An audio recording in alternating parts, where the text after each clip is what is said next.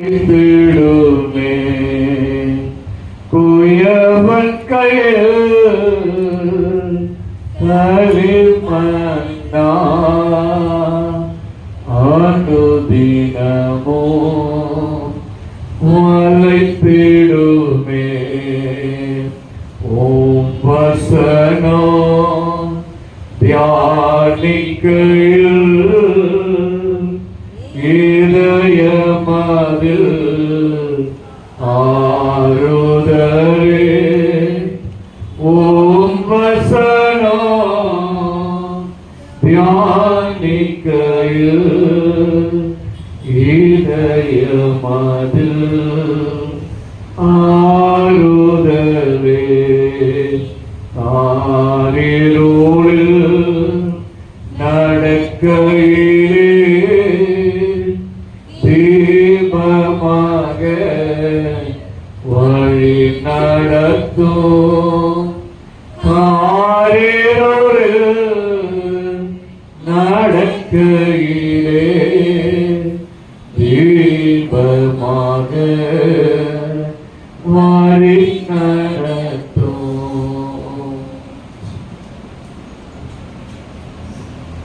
கண்களை மூடி ஆண்டவருடைய பிரசன்னத்தை உணர்வோம். கண்மனையும் மீட்பருமாகிய கர்த்தாவே, என் வாயின் வார்த்தைகளும் எங்களுடைய இருதயத்தின் யோசனை முது சமூகத்திலே பிரதியாக இருப்பதா. தேவனுடைய நாமத்துக்கு ஸ்தோத்திரம் உண்டாவதாக. இந்த ஓய்வு நாளின் காலை வேளையிலே உங்கள் ஆண்டவராக இயேசு கிறிஸ்துவினுடைய இனிய நாமத்தினால் அனைவருமாக நான் வாழ்த்துகிறேன். இந்த நாளுக்குரிய பொருளாக நமக்கு கொடுக்கப்பட்டது சீடத்துவத்துக்கான விலை. சீடத்துவத்துக்கான விலை, the cost of discipleship. விலை என்று சொல்லும் பொழுது கிரயம் என்று சொல்லலாம். ஏன்னா நீங்கள் எல்லாம் கிரயத்துக்காக வாங்கப்பட்டிருக்கீங்க. காஸ்ட்ங்கிறது அக்கௌண்டபிலிட்டியில் வர வார்த்தை. இதில் கிரயம், இது நம்ம சொல்றது தப்பு கிடையாது. ஆனால் அந்த கிரயம் மதிப்பு, சீடத்துவத்தின் மதிப்பு என்று நாம் பொருள்படலாம். இயேசு வாழ்ந்த காலத்திலே அவர் தனக்கென்று சீடர்களை தேர்ந்தெடுத்தார். அவ்வளவு பேர் இருந்த போதிலும் அவரை தேர்ந்தெடுத்தது எத்தனை பேர்? 12 பேர். சொல்ல முடியுமா? சீமோனாகிய பேதுரு, செபெதேயுவின் குமாரனாகிய யாக்கோபு, யாக்கோபினுடைய சகோதரன் யோவான். அவனுடைய யாக்கோபும் யோவானையும் இடி முழக்க பகுதியாக சொல்லுவாங்க. அவ்வளவு தூரத்துக்கான அப்புறம் அந்திரே, பிலிப், பத்ரேன், மத்தேயு, தோமா, அல்பேரின் குமாரனாகிய யாக்கோபு, குளோரியக்காவும், தத்தேயு, கானானாகிய சீமோன், கோர்தேயும் காட்டி கொடுத்த யூதா. அதிகமாக நாங்கள் சீமோன் பேர் வைப்போம். சைமன். 12 பேரும் 12 விதமான கேரக்டர்ஸ். எல்லாம் ஒருமனப்பட்டவர்கள் கிடையாது. ஆனால் 12 விதமான சீடர்களை தேர்ந்தெடுத்து ஒருமுகப்படுத்தினார். அதுதான் அது நமக்கு ஒரு முன்மாதிரி. நாம் எத்தனை குணங்களாக எத்தனை பேர் இருக்கிறோமோ அது கவலை இல்லை. ஏனென்று கேட்டால் ஒவ்வொருவரும் தனிப்பட்ட குணங்களோடு படைக்கப்பட்டவர்கள்.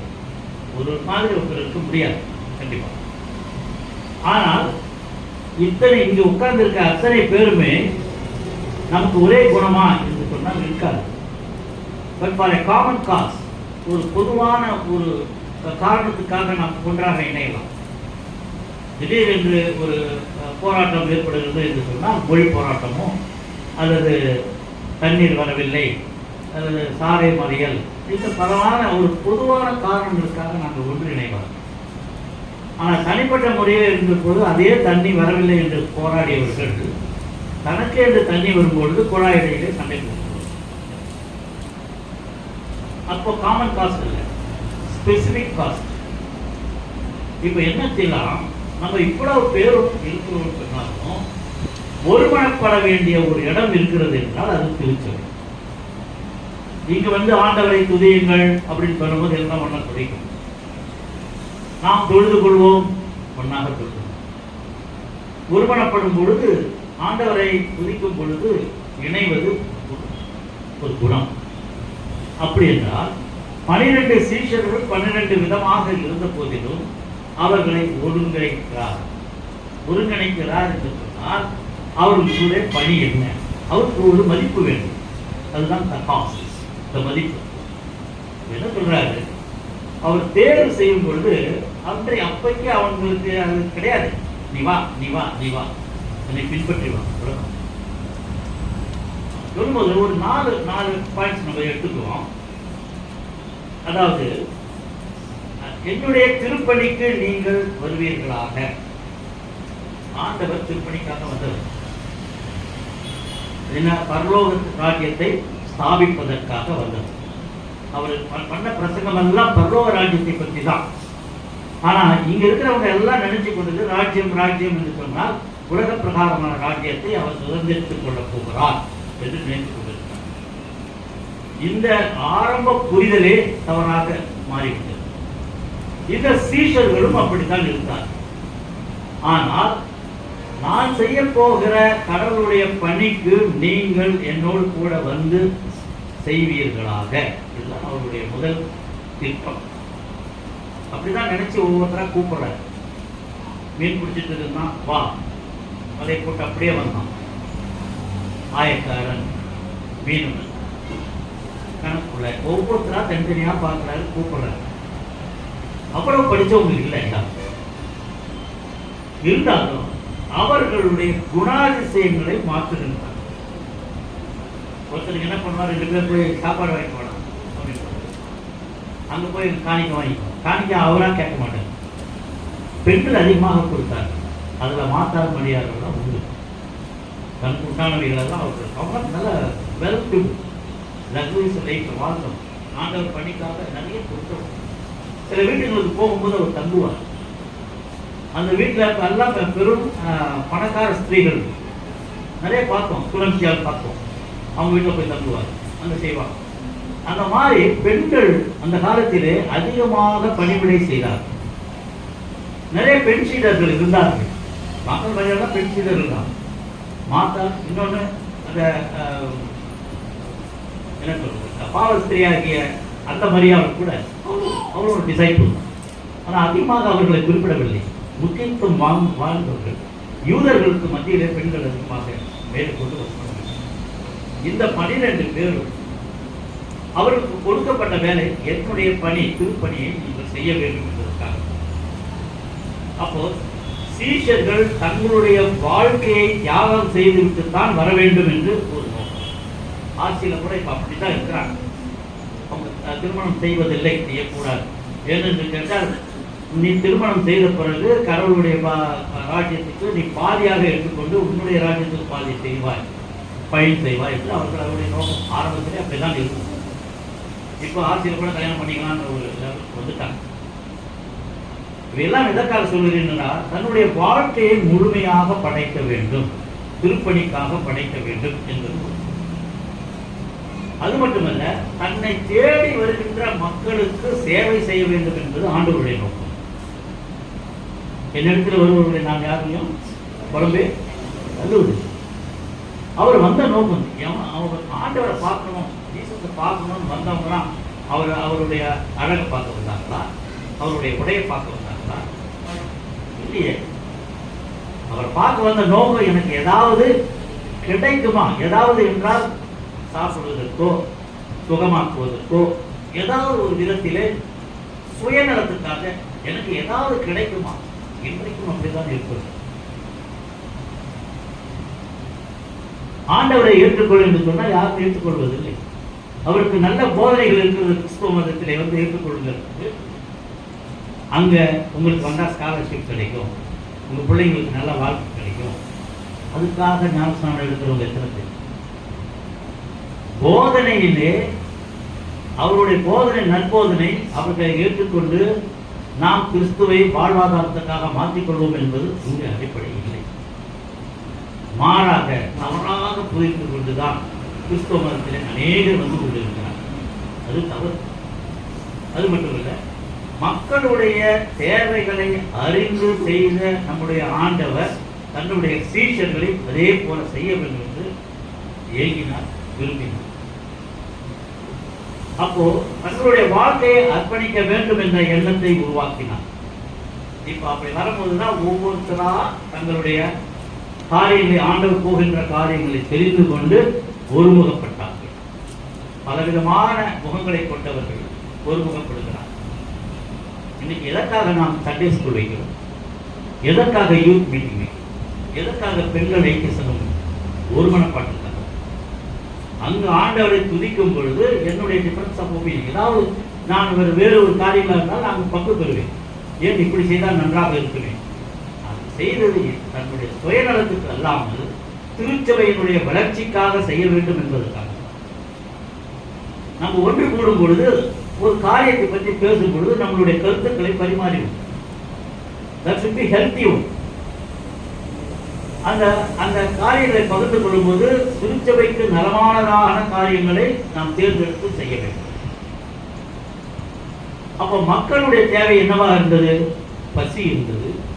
பசியை போக்கினார். குஷ்டரோகி வந்தான், சுகமடைந்தான். ஏதாவது பிணியாளி வருகிறான், தன்னுடைய வியாதியை சுத்தமாக்கி கொண்டு போகிறான். வாழ்வாதாரமற்ற ஒரு நிலையில இருந்தார் பாவஸ்திரி. நீ பாவம் செய்தால்தான் உனக்கு வாழ்வாதாரமா? இல்லை, மாற்றி பண்ணி தருகிறேன் என்று சொல்லி அவரை மாற்றி. இப்படியாக மக்களுடைய தேவைகளை சந்திக்கின்ற மனப்பக்குவம் உள்ள ஆண்டவர் தன்னுடைய சீஷர்களையும் அதே போல உண்டாக்க வேண்டும். இப்போ எல்லாவற்றிற்கும் மேலானது ஆண்டவர் எதிர்பார்த்தது, நற்செய்தியை உலகத்திற்கு நீங்கள் கொண்டு போக வேண்டும். நீங்க உலகம் என்னும் கிரேட்டஸ்ட் கமாண்ட்மெண்ட்ஸ் சொல்லுவாங்க, கமிட்மெண்ட் தான். அது என்னன்னாக்கா, நீங்க என்ன பிதா குமாரன் பரிசுத்த நாமத்தினாலே அவங்க எல்லாத்தையும் ஞாபகம் கொடுத்து யூதேயா சமாரியா எல்லா தேசத்திலும் போது நீங்க சீசராக, இதுதான் அவருடைய கட்டளை. இதை இந்த 12 பேர் சீசர்கள் செய்ய வேண்டும் என்று விரும்பினார். ஆனால் கடைசியிலே அது நடந்தது. ரத்த சாட்சிகளாக மறுத்தார்கள். அவர்களுடைய பற்றி நமக்கு போகிறது. நம்முடைய நாட்டுக்கு, அதுவும் தமிழ்நாட்டுக்கு மிகவும் நாம் அதிகமாக ஆசீர்வதிக்கப்பட்டவர்கள் தோமா இங்கு வந்தது. அந்த தோமா வந்த நேரமும் நம்ம எதிர்த்தாலும் நம்ம சந்தேகமாக தான் இருக்கு.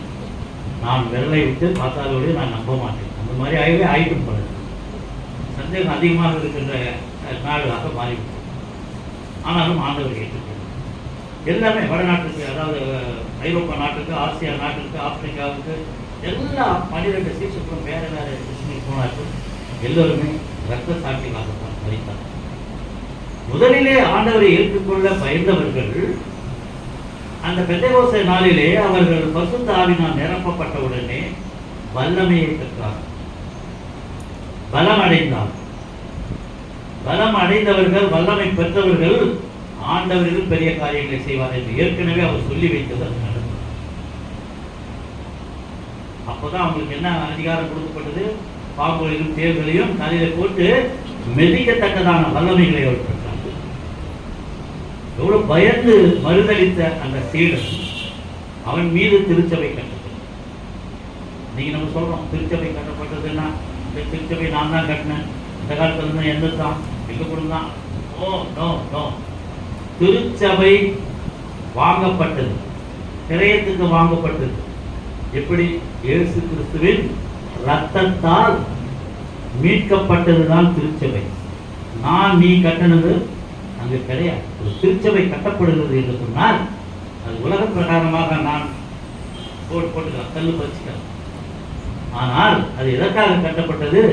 இயேசுனுடைய ரத்தம் சிந்தப்பட்ட இடம், மீட்கப்படுகின்ற இடம். ஒரு ஆத்துமா பாவத்தோடு இங்கு வருமானால் அவர்கள் பாவம் இங்கே மன்னிக்கப்படுகிறது, பாவம் நிவர்த்தி ஆகிறது, அவன் பரிசுத்தத்தோடு வெளியே போகிறான். அது காரணம் திருச்சபை இயேசு கிறிஸ்துவின் ரத்தத்தால் கிரயமாக வாங்கப்பட்டது. உங்கள் மனதிலே அது பதிய வேண்டும். இந்த இடம் பரிசுத்தமான இடம் என்று சொன்னால் அந்த ஒரு சொட்டு ரத்தம், பரிசுத்த ரத்தம் இந்த திருச்சபையிலே விழுந்திருக்கு. அதனாலதான் நான் இன்னைக்கு நானும் பல பேர் நம்ம எல்லாம் உட்கார்ந்துருந்தாலும் பல சிந்தனைகள் இருந்தாலும் ஒருமனப்படக்கூடிய ஒரே காரியம் அவருடைய ரத்தம் நம்மளை மீட்டது. விசுவாசிக்கிறோமா? இந்த ரத்தம் எப்படா கேட்கலாம். அன்னைக்கு சட்ட ரத்தம் எப்படா உனக்கு இன்னைக்கு மீட்பு கேட்கலாம். இன்னைக்கு கேட்கலாம். பதில் சொல்றதுக்கு நம்ம ரெடியா இருக்கணும். அதான் விசுவாசம். நீ ஒரு கல்லை வச்சு சாமிங்கிறத அப்ப நான் ஏன் சொல்றது? விசுவாசத்தின் அடிப்படையிலே நாம் நம்முடைய கிறிஸ்துவம் அமைந்திருக்கிறோம். கண்டவர்களே சில நேரங்களிலே விசுவாசம் போன, ஆனால் காணாமல் விசுவாசிக்கிற நாம் பாக்கியவான்களாக காண்கிறோம். இது சீடத்துவத்தினுடைய தன்மை. சீடத்துவத்தினுடைய மதிப்பு விலை சொன்னால் லூக்கா 14ஆம் அதிகாரம் 27ஆம் வசனம். யார் சீஷராய் இருக்க வேண்டும், யார் சீஷராய் இருக்க மாட்டார்? தன் சிலுவையை சுமந்து கொண்டு எனக்கு பின் செல்லாதவன் எனக்கு சீஷனாய் இருக்க மாட்டான். அப்ப சீஷனாய் இருக்கிறவன் என்ன செய்வான்? அப்படியே ஆப்போசிட் போட்டு பாரு. அப்ப நான் சிலுவையை சுமக்காவிட்டால் சொல்றேன். அப்ப சிலுவை நான் சுமக்க வேண்டும். சிலுவை கட்டையா?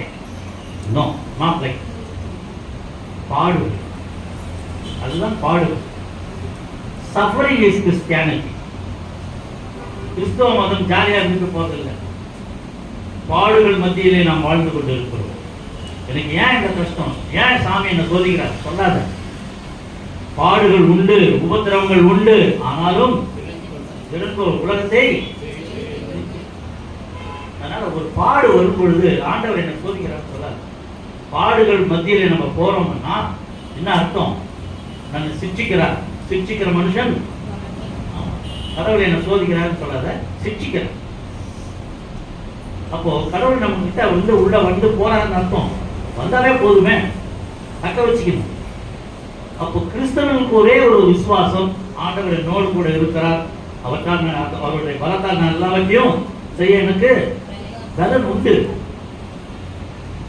பலம் கொண்டுதான் பரிசுத்த ஆவியானவர் இருந்தா நீ பலம் கொண்டு. பரிசுத்த ஆவியின் மேல் இறங்கியதுன்னு நம்ம டபாரபால் கட்டக்கூடாது. அவர் பரிசுத்த ஆவியானவர் இறங்குறாருன்னா உனக்கு வல்லமை வருகிறது. அவற்றை எல்லாவற்றையும் சிரிக்க விசுவாசிகளை ஊட்டுகின்ற அந்த பவர், அந்த மைக்கி பவர் உங்கள்கிட்ட இருக்குது. மற்றவர்களுக்கு நீங்க நன்மை செய்கின்ற குணங்கள் வரும், பகுத்தறியத்தக்க குணம் வரும். இவன் நல்லவனா கிட்டவனா இப்ப கூட நமக்கு எல்லாத்தையும் தெரியும். டக்குன்னு 2 வார்த்தை 4 வார்த்தை பேசினா இவங்கள்ட்ட இன்னும் கொஞ்சம் நம்மளுடைய நட்பு தொடரலாமா, ஒதுக்கலாமா? அந்த குணம் உங்களுக்கு இருக்குதா இல்லையா? நம்ம வேலை செய்யற இடத்துலயா அவன் பேசும்போது நமக்கு எல்லாம் புரியுதா இல்லையா? அப்ப பகுத்தறிஞ்சு அவனை ஒதுக்குறோமா இல்லையா? அப்போ அப்படின்னா என்ன அர்த்தம்? உங்கள்கிட்ட அந்த பகுத்தறிகின்ற ஆவி உங்களிடத்தில் இருக்கிறது. பரிசுத்த ஆவியானவர்களை வழி நடத்துகிறார். பரிசுத்த ஆவி சாதாரண இது காரியா? பழைய ஏற்பாட்டிலே பரிசுத்த ஆவி இருந்துச்சா?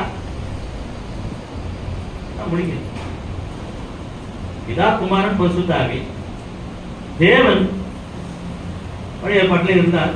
இப்ப பரிசுத்த ஆவி இருந்துச்சா? ஏன் முடிக்கிறது? இருந்துச்சு சொல்லுங்க. நான் வழி நடத்திருந்தெல்லாம் 3 பேர் தான். இன்னும் வழங்கணும்னா அதான் சொல்லணும்னா நமது சாயலாக சொல்றாருல்ல. அப்ப நமதுன்னு சொல்றாருல்ல. அப்ப யாரு? 3 பேர் அங்க இருக்கிறார். வார்த்தை கொண்டு உலகத்தை சிருஷ்டித்தார். அப்ப வார்த்தை இயேசுவாக இருக்கிறது. நிறைய இடத்துல சொல்றோம். இந்த கிடியோன்ல பார்க்கலாம், இன்னும் நிறைய அதுக்கு தனி கிளாஸ் எடுக்கலாம். ஆனால் பழைய ஏற்பாட்டிலே பரிசுத்த ஆவி இருந்த பொழுது அங்க யாரும் கத்தவில்லை. தானியேலுக்கு இருந்ததா? இப்பதான் பார்ப்போம். அவனிடத்தில் பரிசுத்த ஆவி இருந்ததால் அவன் என்ன சொல்றான்? தேவனை தவிர நான் யாரையும் வணங்க மாட்டேன். எந்த ஒரு இடத்துலயும் நம்ம வேலை செய்யறோமா, சின்ன வேலையா இருந்தாலும் சரி, சிஎம்சி வேலையா இருந்தாலும் சரி, ஒரு ஸ்டோர் ரூமா இருந்தாலும் சரி, எந்த இடத்துல வேலை செஞ்சாலும் நமக்கு ஒரு எதிரி இருப்பான். நம்மளுடைய வளர்ச்சி அவன் என்ன பண்ணுவான்? தடுத்து கொண்டுதான் இருப்பான். அதுதான் பிசாசு. அப்ப என்ன பண்ணுவான்? தானியேல் வரான், பிரைம் மினிஸ்டருக்கு ஈக்குவலா அவன் வந்து நிக்கிறான். வாஸ்தவம் இல்லையா? தானியேல் 6ஆம் அதிகாரம். அது என்ன பண்ணுது? அவன் நல்லா வளர்ந்து வரும்போது அங்க இருக்கிறவன் ராஜா கிட்ட செஞ்சப்பெல்லாம் இருப்பாங்க இல்லையா, நல்ல கைகள்லாம் இருப்பாங்க. அப்ப எப்படி தந்திரமா பண்றானா, டேய் இவன் 3 வேளையும் அவன் சாமியை கும்பிட்டு இருக்கான், இங்க வச்சாதான் நமக்கு வேற வேலை ஆகும். அப்ப சாமியை கும்பிடுறத ராஜாவை அப்படி பார்க்கணும், குதி பாடி நேரம் போய் என்ன பண்ணா கையெழுத்து வாங்கிக்கலாம்.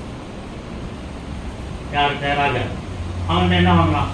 30 நாள் உன்னை தவிர, உன் சிலையை தவிர எல்லாரும் அவங்க வணங்கணும்.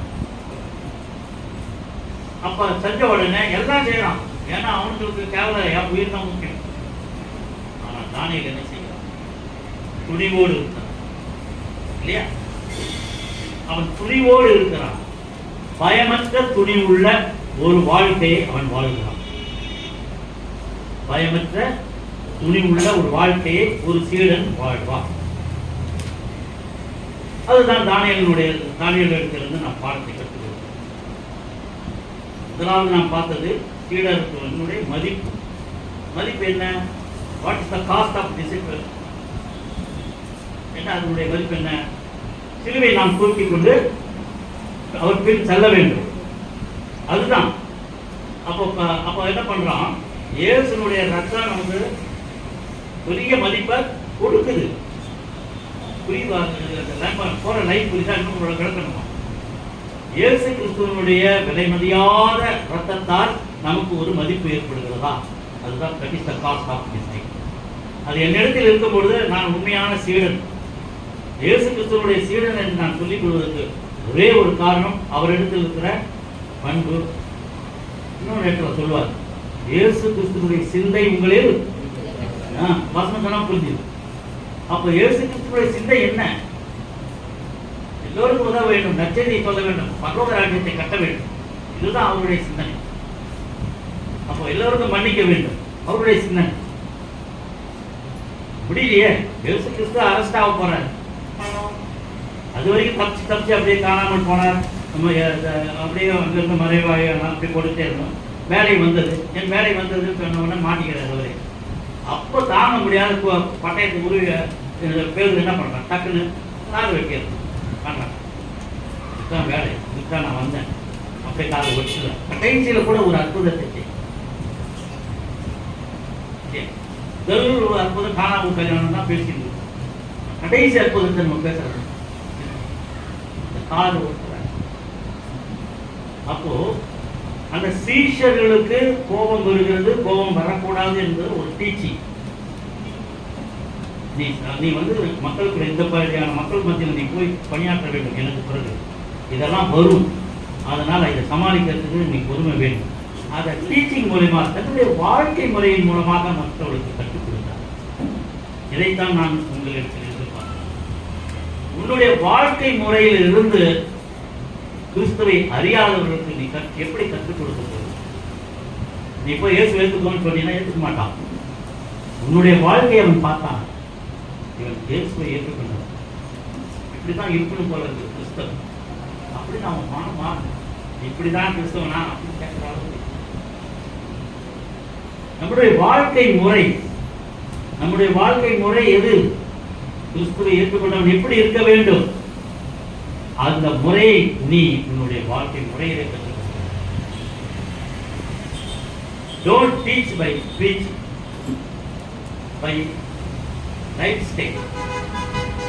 உன்னுடைய வாழ்க்கை முறையிலே அவர்கள் கற்றுக்கொள்ளும். இதுதான் சீடர், இதுதான் மதிப்பு. இரண்டாவதாக என்ன சொன்னோம்?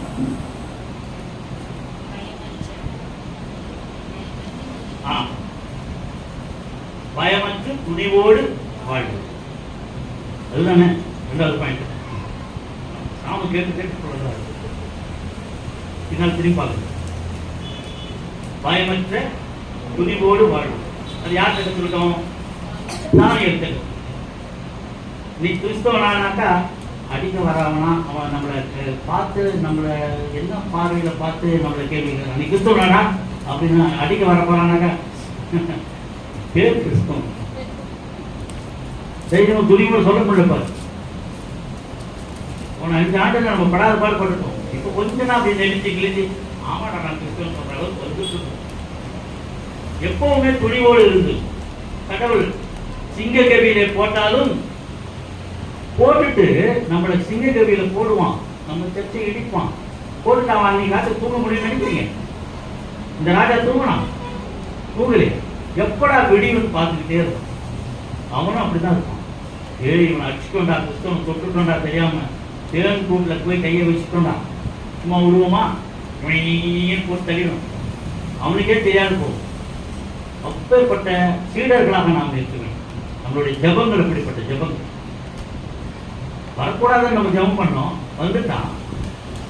வந்துட்டாலும் அவனை ஆக்ட் பண்ண விட மாட்டாரு. அவருக்கு திட்டங்கள் வேறு. நாம தான் தடுமாறிட்டு இருக்கிறோம். நம்ம அவிசுவாசமா ஐயோ வந்துட்டாங்க நம்ம ஜபம் செய்ய நினைக்காது. சரியா செக் வைப்பாரு. அவன் ஒரு ராத்திரி கூட தூங்க மாட்டான். நம்ம மேல கை வைக்கணும் ஒரு ராத்திரி. திங்க காலையில என்ன அந்த கேள்வி என்ன கேட்கறான்? அந்த வசனத்தை படிங்க. நீ ஆராதிக்கிற தானியேல் 6ஆம் அதிகாரம். நீ ஆராதிக்கிற தேவன் உன்னை காப்பாற்ற வந்தவராய் இருந்தாரா? எனக்கு நம்பிக்கையிலான்னு நான் வந்து பார்க்கிறேன். அவன் சவுண்டு கொடுத்தவன் தான் அப்பா அவர் தேவனே நம்ம தேவன் தான் கட்சியில். அதுதான் கன்ஃபியூஷன். நீ ஆராதிக்கிற தேவன் முதல்ல சொன்ன பாரு. அப்ப அந்த நீங்கிற வார்த்தை அங்க எவ்வளவு ஸ்டாண்ட் பண்ணுது? நீனாக்கா அந்த தானியேலுடைய நீ என்ன அர்த்தம்? கடவுள் ஸ்ட்ராங் உள்ள கடவுளை வணங்குகின்ற நீ சாட்சியத்தான். நீங்கிற அந்த சாட்சி தான். அப்போ தானியேல் அந்த சொன்ன போது அப்படியே என்ன சொல்றாங்க? ஆன்சர் என்ன சொல்றாங்க? அப்பொழுது தானியேல் அப்ப கூட பத்தியா நீ என்ன உள்ள போட்ட ராஜாவே நீ வாழ்வு. ஏன்னா அது அந்த ஹைனஸ். அவன் பயந்தடிச்சுன்னு ஓடியாடுறான். ராஜா வரணும்னு அவசியம் இல்லை. அவன் அரண்மனையிலே இருக்கு என்ன கேட்கலாம். அவன் இருக்கான செத்துட்டான போய் பாடுறான் சொல்லியிருக்கலாம். சொல்லுறியே அது போல என்ன பண்ண அவனே ஓடியாடுறான். பெருசுராஜா அவன் ரைட். அவன் போய் வந்து பார்த்த உடனே கேட்ட கேள்விக்கு ராஜாவே நீ வாழ்க, சிங்கங்கள் என்னை சேதப்படுத்தாதபடி அனுப்பி வாய்களை. இன்றைக்கு நீ பயமற்று துணிவோடு வாழ்வாயானால் கிறிஸ்து உன்னோடு கூட இருக்கிறார் என்ற விசுவாசம். நாம் சிங்க கவியிலே நாம் போடப்பட்டு இருக்கிறோம். ஆனாலும் சிங்கங்கள் என்னை சேதப்படுத்தாது அவர் பார்த்துக் கொள்வார், வாய்களை அவர் கட்டி. இதுதான் பயமற்ற ஒரு வாழ்க்கை. இதுதான் சீடர். நீ நான் சீடரா என்று சொன்னால் அந்த 12 பேர் தான் சீடர் நினைக்காத. யாரெல்லாம் சிலுவையை தூக்கி அவர் பின்னால செல்கின்றார்களோ அவரெல்லாம் நான் ரொம்ப பாடுகளின் மத்தியில் வந்து நான் இது கேட்டேன். நீங்க சாமிகிட்ட போய் வாழ்வாதாரத்துக்கான காரணத்தை கேட்டு கேட்டு கேட்டு இது பண்ணிக்க, டீக்ரேட் பண்ணிக்க. வரும்போதே சாமி இந்த சர்ச்சைக்கு போனா சாமி கொடுப்பாரு. உன் விசுவாசம் தான். ஆனா கொடுக்கிறாரு அப்படிங்கிற விசுவாசத்துள்ள வரக்கூடாது. நான் இயேசுவை ஏற்றுக்கொண்ட பிறகு நான் எனக்கு கொடுக்கிறாருன்னா ஓகே. நீ வேற நம்பிக்கையில உள்ள வரக்கூடாது. இயேசுவின் மீது வித்த நம்பிக்கையிலே உள்ள வர வேண்டும். நம் திருச்சபை ஆசீர்வதிக்கிறது உள்ள விதைச்சா அவனுக்கு ஆசீர்வாதம். அது அப்படி விசுவாசத்தோடு. உண்மையிலே அநேக விசுவாசிகளுடைய ஜெபங்களை ஆண்டவர் கேட்டு இருக்கிறார். பிள்ளைகளை ஆசீர்வதித்து இருக்கிறார். படிப்புகள் தொடரப்படுகிறது. வாழ்வின் ஆதாரங்கள் வளர்க்கப்படுகிறது. எல்லாம் நமக்கு எல்லாம் கிடைக்கிறது. எதெல்லாம் நடக்காதோ, என் பிள்ளை படிப்பாரா? படிக்கிறார். என் பிள்ளை திருமணம் ஆகுமா? ஆகும். எனக்கு பிள்ளை பேர் கிடைக்குமா? கிடைக்கும். இதுதான் பரிசுத்த ஆவியானவருடைய வழிநடத்து. நீ விசுவாசிக்கிற தேவன் உன்னை கைவிட மாட்டார். சிங்க கவியிலே போடப்பட்டு இருந்தாலும் நாம் காப்பாற்றப்படும், வாய்கள் கட்டப்படும். இதுதான் பயமற்ற துணிவு உள்ள வாழ்க்கையாக. மூன்றாவதாக ஒரு வசனம், பாதிக்கப்பட்ட மக்கள். பாதிக்கப்பட்ட மக்களின் பக்கம் தான் நாம் நிற்க வேண்டும். ஆண்டவர் தன்னுடைய வாழ்நாளிலே 33 ஆண்டுகளிலே அவர் செய்த சாதனைகள் ஒரு பக்கம் இருந்தாலும் அவர் யார் பக்கம் நின்றார்? அங்கு யாரெல்லாம் இருந்தார்கள்? வேதபாரகர்கள் இருந்தார்கள், பரிசேயர்கள் இருந்தார்கள், சதிசேயர்கள் இருந்தார்கள், இன்னொன்று ஏரோதியர்கள். 4 பேர் இருந்தார்கள். 4 பேர்ல வேதபாரகரும் பரிசேயரும் ஒன்னா இருக்கும். ஒரு விஷயத்தில் 4 பேரும் தனித்தனி குணம் உள்ளவர். 4 பேரும் திருச்சபையில் இருப்போம். ராஜாவுடைய திருச்சபையில 4 பேரும் உட்கார்ந்துருப்பாங்க. வேதபாரகர் உட்கார்ந்துருப்பான், பரிசேயர் உட்கார்ந்துருப்பான், சதிசேயர் உட்கார்ந்துருப்பான், ஏரோதியர்கள் உட்கார்ந்துருப்பாங்க. இவங்கெல்லாம் வழி நடத்துறவங்க அந்த நாட்டை. ஆனா ஒரு பாயிண்ட்ல வேதபாரகரும் பரிசேயரும் ஒன்னா இருப்பாங்க மந்திரி சபையில். அப்போ இந்த 4 பேரும் இயேசுவை கொல்லணும்னு சொல்லும்போது 4 பேரும் ஒன்னாயிடும். 4 பேர் வேற வேறையா இருந்தாலும் இவரை கொல்லப்பட வேண்டும் அப்படிங்கிறதுல தேச துரோகம் என்ற ஒரு வார்த்தையை போட்டு, தேவதூஷணம் இன்னொரு வார்த்தையை போட்டு அவரை வேற எதுலையும் அவர் பிடிக்க முடியாது. வரி கட்டலையா? ஏங்க உங்க டீச்சர் மேல நீங்களும் உனக்கு வரி கட்டலையே, நம்ம வரி கட்டுறது ரைட்டா தப்பா, எப்படியெல்லாம் அவரை குற்றப்படுத்தணும்னு பார்த்தாங்க. அப்ப என்ன பண்றாரு? ராயனுக்கும் தேவனுடைய கட்டு. சரி, அப்ப நீ இன்னும் கட்டலையே, சரி தம்பி போ, ஒரு சீசன் பிடிக்கிற போ, ஒரு மீன் வாயிலிருந்து ஒரு பணம் கிடைக்க கட்டு. கட்ட வேணான்னு சொல்லல. நாட்டினுடைய சட்ட திட்டங்களுக்கு கற்றுக் கொடுக்கிறான் இல்லையா? அப்போ கடவுளுக்குள்ள கடவுள் செலுத்து காயின் எடுத்து காமிக்கிறார். யாருக்குறா காயின்? ராயன். அவனுக்கு போட்டு போட அவனுக்கு வார்த்தை என்னது? என்கிட்ட வா. வார்த்தையினால எல்லாம் படிப்பான் இல்லையா? இப்ப இவர் கற்றுக் கொடுத்த பாடங்கள் எல்லாம் வேறு. சீஷர்களும் அதை விரும்ப வேண்டும் என்று விரும்பினார். ஆனால் இவர் யார் பக்கம் நின்றார்கள் என்று பார்த்தால், யாரெல்லாம் பாதிக்கப்பட்டார்கள் அவர்கள் பக்கம் அவர் நின்றார். பசி உள்ளவனுக்கு உணவளித்தார், பிணியாளிகளை சொத்தமாக்கினார். தேவை அவங்களுக்கு, அதான் தேவை. கடவுள் எங்க பார்க்கறான்? அவன் எனக்கு பசியா இருக்கும்போது எவனா சோறு பண்றான், அவன் தான் எனக்கு கடவுள். அப்ப நான் அப்படியே இழுத்துன்னு கிடக்குறேன், எனக்கு சுகம் கொடுத்தா அவன் தான் கடவுள் இல்லையா? அப்புறம்தான் வார்த்தையை நம்புறான். சொன்னவர் யோசிச்சான், எல்லாம் வாய் அடக்கிறான். அங்க யாரு போறதுப்பா, அது யாரு போறது, எவனும் தடை பண்ணு. கம்பளி இருப்பா, அங்க ஏசு போறாருப்பா. சொன்னவன் ஏசுன்னு சொல்றான். ஏசுவான நசரேயனாலேயே ஏசு போறாருன்னு சொல்றான். அவ்வளவு கும்பல் போகுது. இவங்க உட்காந்துட்டு இருக்கான், ஜப்பானியும் புரணம் உட்காந்துட்டு இருக்கிறாங்க. ஆனா இவன் போறது யாருன்னு தெரியாது, பார்த்ததும் கிடையாது, கேள்விப்பட்டிருக்கான். அப்ப என்ன கேள்விப்பட்டிருக்கான்? அவன் பழைய கதைகள்லாம் கேள்விப்பட்டிருக்கான். அவன் சொன்னது நசரேயனாக இயேசுவின் கட்டளையே, தாவீதின் குமாரனே. டக்கு திரும்ப அவனுக்கு எங்க காது பார். அதே மாதிரி இவனுடைய விசுவாசம் பெரும்பாலுடைய ஸ்திரீ, இவ்வளவு பெண்கள் ஆண்கள் மத்தியில் வரக்கூடாது, உள்ள பூந்து போறா. அதுவும் தீட்டுப்பட்டவர்கள் சொல்லப்பட்டவர்கள் போறா. அவருடைய எண்ணம் என்ன? அந்த வஸ்திரத்தின் ஓரத்தையாக நான் சொல்ல வேண்டும் என்று விசுவாசத்தோடு போவார். அந்த விசுவாசம் தான் அந்த வல்லமையை புறப்பட வைக்கும். அந்த வஸ்திரத்தை அத்தனை பேர் 1000 பேர் தொட்டிருப்பான். ஏன்னா ஒரு மனிதர் நசரேயனாக இயேசு போறாருன்னா இடிச்சுக்கிட்டு போக மாட்டானா என்ன? அவர் எத்தனை பேர் தொட்டிருப்பாரு? அவர் எத்தனை பேர் தொட்டிருப்பாரு? வல்லமை எப்படிலாம் புறப்படலையே. போனவன் விசுவாசத்தோடு போனான். விசுவாசத்தோடு போட்டு வஸ்திரத்தின் ஓரத்தை அவள் போய் இயேசுவின் காலில் விழுந்து கட்டி பிடிக்கல, விடமாட்டான். நீ எப்படி உள்ள வந்த அடிச்சு கொண்டே போடுவான். போய் தொட்ட மாத்திரத்திலே ஒரு வல்லமை. ஏன்னா அப்படி கேட்டுக்காரு, என்னை தொட்டது யார் அப்படி திரும்பி பாக்குறேன். அவங்க சொல்லி பண்ணல இல்லையா? இவ்வளவு பேர் நாங்க தொடறோம், இதை போய் என்ன கேட்டீங்கன்னா எப்படி தெரியுமா? என்ன சொல்ற? எங்களிடத்திலிருந்து புறப்பட்டது கண்டே போயிருக்காளா? உடனே பயம் வந்தது யாருக்கு? அவருக்கு தான், தொட்டவனுக்கு தான் பயம் வந்தது. அத்தனை பேர் தொட்டவனுக்கு பயம் வரல. தொட்டவள் யாருன்னு கேட்டவர்கள் தொட்டவளுக்கு பயம் வந்தது. உடனே சரண்டர். சாமி நான் தான் சாமி தொட்டேன். அவளுக்கு தெரியாத. இப்போ கன்ஃபர்ஸ் பண்றா, தொட்டது நான் தான். உன் விசுவாசம். ஓ, இப்பேற்பட்ட சீடனா இருக்க வேண்டும். அதுக்கப்புறம் அவன் இயேசு விட்டுருவாளா? அவளும் ஒரு சீடனாக மாறி.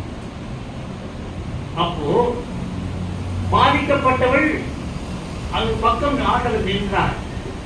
10 குஷ்டரோகி போறான், எல்லாத்தையும் குணமாக்குறாரு. ஒருத்தன் தான் வரான். ஒருத்தனை தொடுறாரு, ஒருத்தனை தொடரு. வார்த்தையிலே போறான். ஏன் தொட்டாரு ஒருத்தனை குஷ்டரோகிய? அவன் தீட்டுன்னு சொன்னான். இவன் தீட்டுன்னு சொன்னாரு. நான் அவனை தொடறேன். சொல்றாரா? தீட்டை எடுத்தார். பெரும்பாலுள்ள தீட்டை எடுத்தார். தீட்டு கிடையாது, போனா. எல்லாவற்றையுமே பாதிக்கப்பட்ட மக்களோடு இருந்தார். பாதிக்கப்பட்டவர்கள் சாமி கும்பிட முடியாது. எருசலேம் தேவாலயத்தில் போய் ஒதுக்கப்பட்டவர்கள், நசுக்கப்பட்டவர்கள், தள்ளவிடப்பட்டவர்கள், தலித்துகள் யாருமே அந்த ஆண்டவர்கிட்ட உள்ள போய் அவங்களாம் எங்க போய் கும்பிடணும்னா, ரோட்ல பெரிய பிளாட்ஃபார்ம் இருக்கு, அவங்க தூரத்துல இருந்து தான் போய் கும்பிடணும். அவங்க ஜெபிக்கணும். அந்த இடத்த கூட இந்த வேதப்பாரர்கள் பரிசேயர்கள் வித்துட்டாங்க. வித்துட்டு என்ன பண்ணிட்டாங்க? எல்லாம் கோடி விற்கிறாங்க. தினம் நடக்குது. அங்க போய் உட்காந்து நீங்க உள்ள ஜெபம் பண்ணிட்டு இருப்பாங்க. அங்க கோடி வாசல் இருக்குது, பிரியாணி வந்துருச்சுனாலே பொட்டணம் வந்துருச்சுனான்னு பார்த்துட்டு இருப்பாங்க. இதான் நடக்குது இப்போ. அப்போ என்ன பண்ணாரு? உள்ள நுழைஞ்சு எருசலேமுக்கு அப்புறம் வராது. இந்த பாஸ்டிங் முடிச்சுட்டு வரும்போது அங்கே வரும்போது ஒரு குணப்படுத்துறாரு. அடுத்தது நேரம் சர்ச்சை தான் வரும். மற்றவர் ஷாக் எடுத்துவாங்க. அப்போதான் எனக்கு குஷியாக இருக்குது. இந்த மாதிரி படம்லாம் பார்த்தோம்னா அடிக்கிறான் வந்தீங்களான்னா பார்க்கலாம். அப்போ சாட்டை எடுத்து அடிக்கும் போது வெளியே தள்ளப்பட்டவங்களாம் இருக்கிறாங்க. எப்படி இருந்துட்டு உங்களுக்கு இவங்க வணங்கக்கூடிய இடத்துல நீ யாரா பிடிச்சிட்டு அடிச்சோன்னு நான் அடிக்கணும்னு நினைச்சேன்னா முடியல வச்சாரா? ஓ, அப்ப பாதிக்கப்பட்ட ஒரு பக்கத்துல இயேசு நின்ன உடனே அவங்களாம் யார் பக்கம் சேருவான்? ஆண்டவர் பக்கத்துல இருந்துட்டான். கூட்டம் அதிகமாகுது, லட்சக்கணக்கில் சேருது. சாதாரணமாக எருசலேம்ல வருஷத்துக்கு ஒரு தடவை கொண்டு வராங்க. பஸ்ல பண்டிகை கொண்டாட வருவாங்க. எல்லாம் வந்தாங்க. 3 லட்சம் 40 20 லட்சம் வருவாங்க. அப்பேற்பட்ட மக்கள் இந்த நேரத்துல வந்தது பாதி பேர் என்னன்னா, இயேசு வராராமே, அவர் எப்படிப்பட்ட ஒரு பார்க்க எத்தனை பேர் வந்திருக்கும். அன்னைக்கு அந்த காட்சியை பார்த்த உடனே, சண்டை காட்சியை பார்த்த உடனே எல்லாம் மாறிட்டான். இயேசுவின் ரசிகன் தான் சேர்த்துட்டாங்களா? இதுதான் பாதிக்கப்பட்டவர்கள் வந்து ஆண்டவர் என்ன செய்ய. அடுத்தது பாவத்தை மன்னித்தார். பாவி உள்ள மனுஷன் கடவுளுக்கு போகலாமா? அவனே சொல்றான், நீ பாவி உள்ள மனுஷன் என்கிட்ட வராத அப்படின்னு எகிரி குதிக்கிறான். படகுல இருக்கிறவன் உன்கிட்ட நான் வரேன். பாவத்தை மன்னித்தார். அப்புறம் என்ன பண்ணாரு? அவனுக்கு புது வாழ்வு தரும் இல்லையா? இன்னொன்று என்ன செய்யறாரு? செத்தவனை இப்ப இங்க ஒரு வசனம் நம்ம லூக்கா 9ஆம் அதிகாரம் 57வது வசனத்தை அப்படியே முடிச்சிடலாம். லூக்கா 9ஆம் அதிகாரம் 57ஆம் வசனம் அப்படியே வச்சு ஒருவன் அவரை நோக்கி, ஆண்டவரே, நீர் எங்கே போனாலும் உம்மை பின்பற்றி வருவேன் என்றார். இது வந்து எங்க போனாலும் நான் பின்னால வருவேன்னு சொன்னாங்கன்னா என்ன அர்த்தம்னா, நான் உனக்கு சீஷராக மாற வேண்டும் என்ற எண்ணத்தோடு அவன் கேட்கிறான். அதுக்கு ஆண்டவர் என்ன பதில் சொல்கிறார்? அதுக்கு இயேசு, நரிகளுக்கு குழிகளும் ஆகாயத்து பறவைகளுக்கு கூடுகளும் உண்டு, மனுஷகுமாரனுக்கோ தலை சாய்க்க இடமில்லை என்றார். அங்க அவனுக்கு இடம் இல்லை. அடுத்த ஒருத்தன் வரான். வேறொருவனை அவர் நோக்கி, என்னை பின்பற்றி வா என்றார். இன்னொருத்தனை பார்த்து அவர் பார்த்து என்ன சொல்றாரு? என்னை பின்பற்றி வா, அவ்வளவுதான். அடுத்தது அவன் என்ன சொல்றான்? அதற்கு அவன், ஆண்டவரே, முன்பு நான் போய் என் தகப்பனை அடக்கம் பண்ண எனக்கு உத்தரவு கொடுக்க வேண்டும் என்றான். அதற்கு இயேசு, மரித்தோர் தங்கள் மரித்தோரை அடக்கம் பண்ணட்டும், நீ போய் தேவனுடைய ராஜ்யத்தை குறித்து பிரசித்தி என்றார். இப்போ எனக்கு ஒரு சந்தேகம். அவன் கேட்கிறான், என் தகப்பனை நான் அடக்கம் பண்ண வேண்டும். அப்படின்னா என்ன அர்த்தம்னா, யூதர்களுக்கு ஒரு வழக்கம் இருக்கு. என்னன்னா, இன்னும் அவன் சாகலை, என் தகப்பனைக்கு நான் அடக்கம் பண்ண வேண்டும்னாக்கா is waiting for the death. ஏன் இப்படி சொல்றேன்னா, யூதர்களுக்கு கடைசி நேரத்தில் அப்பா ஒருத்தர் இறக்க போறாருனாக்கா அவர் உயிர் எழுதுவார். தங்களுடைய சொத்துக்கள் எல்லாம் இந்த பையனுக்கு இவ்வளோ, இந்த பையனுக்கு இதெல்லாம் சொல்லிட்டு எழுதி வச்சுட்டு ஆகும். அது கடைசியான தருணத்தில் என் தகப்பனார் இருக்கிறார். அவர் எனக்கு என்ன சொத்து எழுதி வைக்க போறாருன்னு எனக்கு தெரியல. அதனால என் தகப்பனாரை நான் அடக்கம் பண்ண பிறகு இந்த சொத்தெல்லாம் நான் வாங்கிட்டு உன் பின்னால வரேன். அப்பதான் அவர் சொல்றாரு, மரித்தோரை. அப்ப எப்படி இன்னொரு கேள்வி வருது இல்லையா, மரித்தோர் யார்? சத்தமான சத்தமா பதிக்க முடியுமா போய்? இந்த கேள்வி என்னைக்காச்சும் நீங்க கேட்டது உண்டா? இந்த வசனத்தை நீங்க எத்தனை தடவை படிச்சிருக்கீங்க? மரித்தோரை மரித்தோர் எப்படி அடக்கம் பண்றோம் முடியுமா? ஆனா சொல்றாரே, அது பதில் எதில் இருக்குன்னா, எபேசியர்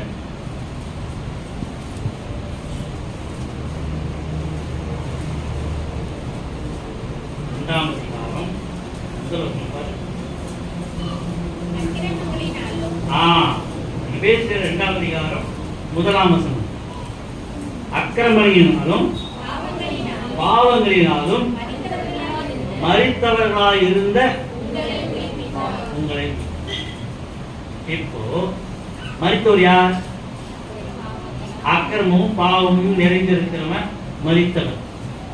அப்படி என்றால் உலகத்தில் உள்ள பொருளாசைக்காரன் இவர்கள் எல்லாம் பாவங்கள் உள்ளவங்களாம் யாராக கருதப்படுவார்கள்? மரித்தவர்கள் கருதப்படுவார்கள்.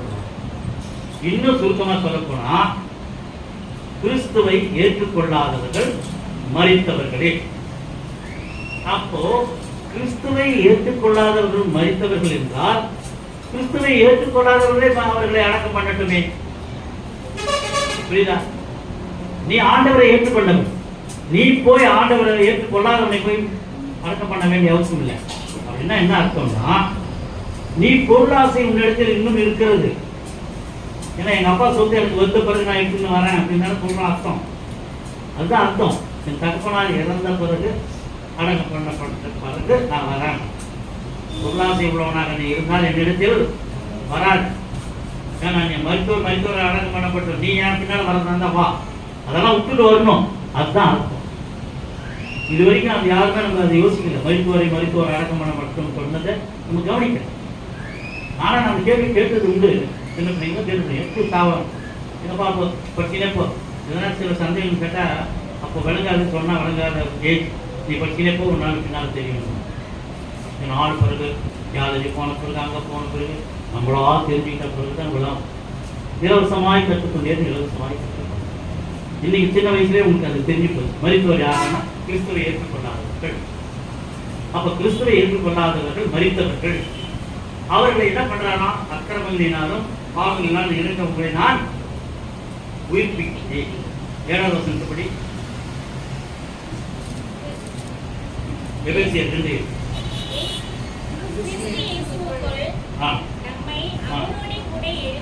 எழுங்க, முதல்ல படிங்க.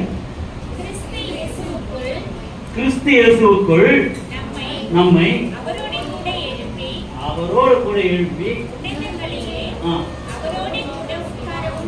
அப்புறம்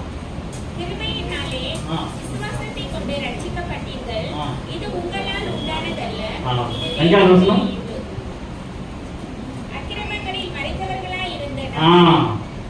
அக்கிரமங்களில்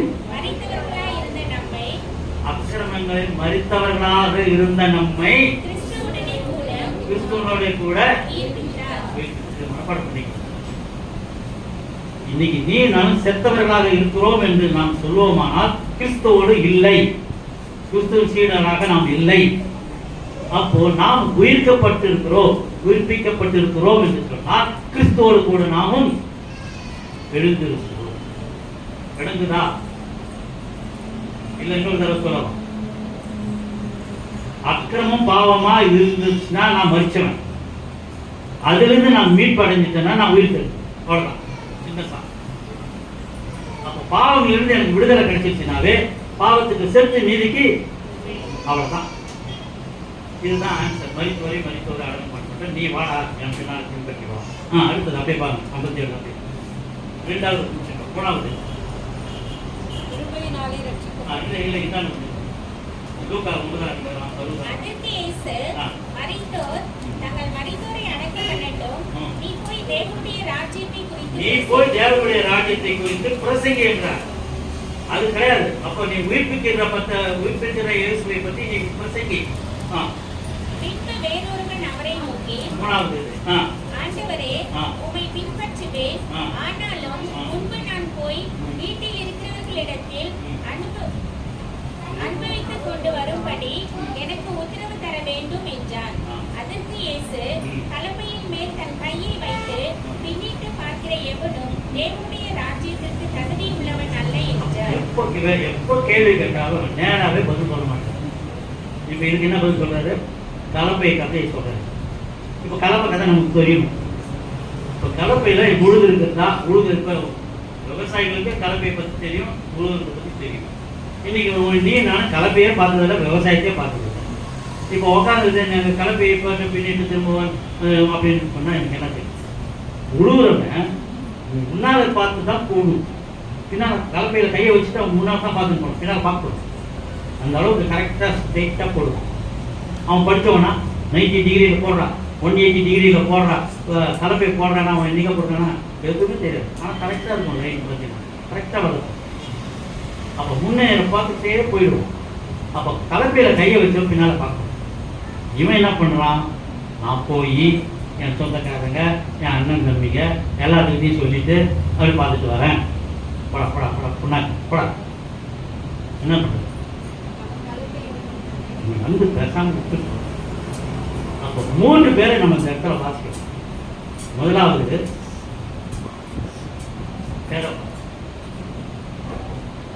வேலைப்பா, 2வது பொருளாசைக்காரப்பா, என் சொத்து எங்கள் அப்பா அடைக்க முடியல, சொத்து வாங்கி.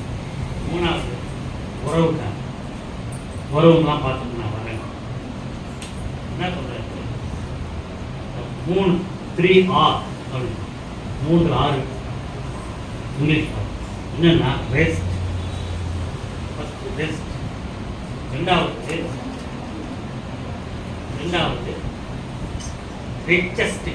ரிச்சஸ்ட்னா பொருளாதாரம், பணம். 3வது ரிலேஷன்ஷிப்.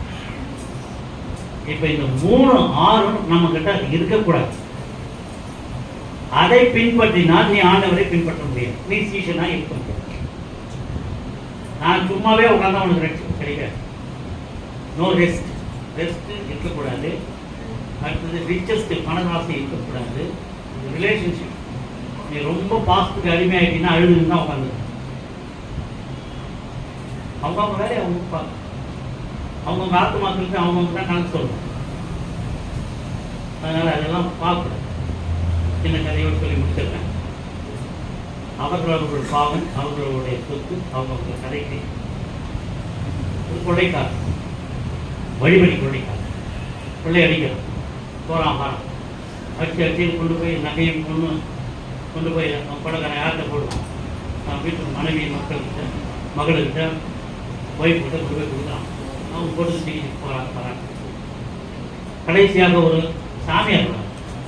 கதை சொன்னா சாமியார் வர, சாமியார் வந்தவனை எழுது ஒன்று என்கிட்ட சாமியார் என்கிட்ட ஒன்று இன்னைக்கு எதுக்குடா கொள்ளையெல்லாம் ஆச்சு சொல்கிற வேலையெல்லாம் எல்லா கூட இல்லை. எனக்கு ஒரே ஒரு பதில் சொல்லி, இந்த பணம் கொள்ளையடிச்சு எங்கே போய் கொடுக்குது? ஏன் கொண்டாடி கொள்ளைக்கு சந்தோஷமாக இருக்கிறாங்களா? சந்தோஷமாக இருக்கிறாங்க. சரி, இப்போ கொள்ளையடிக்கிறது பாவம் இல்லையா? பாவம் தான், நான் வாழணுமே, அதுக்காக தான் அடிக்கிறேன். ஆர்குமெண்ட் நடக்குது. சரி, நான் இங்கே இருக்கிறேன், உனக்கு வேண்டியதை நான் தரேன். நீ வீட்டில் போய் எங்கள் ஒய்ஃபு கிட்ட, பிள்ளைகிட்ட, இந்த நகையெல்லாம் நான் கொடுத்தேனே, எனக்கு திருப்பி கொடுன்னு கேட்கு. கொடுக்க மாட்டாங்க. சரி, இதெல்லாம் நான் பாவம் செஞ்சு உங்கள்கிட்ட சம்பாதிச்சு போட்டேன். இந்த பாவத்தில் உங்களுக்கு எவ்வளோ பங்கு? நான் எல்லாமே உங்களுக்கு தான் கொடுத்தேன். அதனால நான் பாவம் செஞ்சேன்னு உலகம் சொல்லுது. நான் பாவம் செய்யலை, கொண்டாந்து யார்கிட்ட கொடுத்தேன்? எல்லாத்தையும் உங்ககிட்ட தான் கொடுத்தேன். அப்போ எல்லா பாவமும் உங்களுக்கு தான், ஏற்றுக்கிறீங்களான்னு கேட்க சொல்லியிருக்கலாம் சாமி. இப்போ கொடுத்தவொன்னே, ஏன் படித்தது நீ, உங்கள்கிட்ட தானே நாங்கள் வாங்கணும், இது உன் கடமை. எனக்கு சோறு போகணும், எனக்கு நடக்க போகணும், இதெல்லாம் எனக்கு உன் கடமை. எனக்கு கொடுத்து நான் வாங்கினேன். பாவங்கள்லாம் எனக்கு ஒன்றும் சேராது, பாவம் எனக்கு சேராது. இந்த நகை மட்டும் ஆடுது. அப்போ பாவம் என்னை சேராது என்று பெண்ணும் பிள்ளைகளும் ஒய்ஃபும் சொல்றா. ஏன்டி உங்களுக்காக தானே நான் அடிச்சு கொண்டாடு, அது உன் பாவம், அது எங்களை சேரும். போறான், போன உடனே அங்கே விற்கிறார் சாமியார் சொல்றார். சொன்ன உடனே, பார்த்தியா உன் ஆத்துமாக்கு நீ தான் மோடி கேரண்டி கிடையாது, உன் ஆத்துமாக்கு நீ தான் கேரண்டி. அப்போ பாவம் அவர்களுக்கு தான் சரி, உன் பாவத்தின் பங்கு யாருக்கும் வரமாட்டாங்க அப்படின்னு சொல்லி விளக்கணும். ஒன்று அன்னைக்கு மனம் மாறி, அதுதான் அந்த மனம் மாறி மாற்றப்பட்ட ஒரு முனிவர் வியாசர் முனிவர் என்று சொல்லுவார். அதுதான் வியாச முனிவர். இதெல்லாம் எழுது பிராணங்கள் மாறல் மட்டும் எடுத்து ஒரு மனமாற்றத்துக்கு ஒரு ஒரு ஒரு ஏதாவது ஒன்று நடக்க வேண்டும். என்னை பின்பற்றி வா என்று சொன்னால் மருத்துவரை அடக்கம் பண்ணப்பட்டும். அப்போ கலப்பெயர் போட்ட பின்னால பார்க்காத, இந்த இந்த இந்த இன்சிடென்ட்லாம் சொல்லி சொல்லி தர. அதனாலே இப்போ கடவுள் சொன்ன 3 காரியங்கள் சீஷனாக மாற வேண்டும் என்று சொன்னால் முதல்ல என்ன சொல்லணும்? தாம் தான் சொல்றது, சிலுவையினுடைய, அதாவது சீடத்துவனுடைய மதிப்பு. What is the cost of disciple? எல்லாவற்றையும் விட்டு விட்டு ஆண்டவர் பின்னால செல்வதே நமக்கு சிறந்த விலை கொடுத்து. அடுத்தது பயமற்று துணிவோடு வாழ வேண்டும். அது யாரை உதாரணம் எடுத்துக்கிட்டோம்? தானியேல். அந்த தானியேலினுடைய தைரியம், துணிவு, எப்பாற்பட்டாலும் சிங்கக்கவியிலே என்னை போட்டாலும் ஆண்டவர் என்னோடு கூட இருக்கிறார், வல்லவராய் இருக்கிறார். அடுத்தது நாம் செய்ய வேண்டியது சீடத்துவம். பாதிக்க மக்களோடு தான் நாம் இருக்கிறோம். அதுதான் நமக்கு குட் சமரிட்டன் கதையை. பாதிக்கப்பட்ட மக்கள் அவன் ஒதுக்கி, நான் எப்படி இப்படி இப்படி சிலுவை போட்டுவேன், நான் கிறிஸ்துவேன், நான் சிலுவை போட்டுவேன், நான் அங்கேயே ரத்தக்காரப்படுத்து நான் போனேன்னா, கத்தாவே நான் சொன்னேன்னா நான் உன்னை சொல்லி போயினே. சமாரியா மக்கள் ஒதுக்கப்பட்டவர்கள். சமாரியா ஸ்திரீ தண்ணீர் கொண்டு வந்தவர் ஜீவ தண்ணீரை பெற்றார். நல்ல சமாரியன் அவன் ஆண்டவர். ஒதுக்கப்பட்ட மக்களின் பக்கத்திலே ஆண்டவர் இருக்கிறார். இன்றைக்கும் கிறிஸ்தவர்களாகிய நாம் பாதிக்கப்பட்ட மக்களோடு நாம் இருப்போமானால் நல்ல சீடத்துவத்தை நாம் பெறலாம். ஆண்டவர்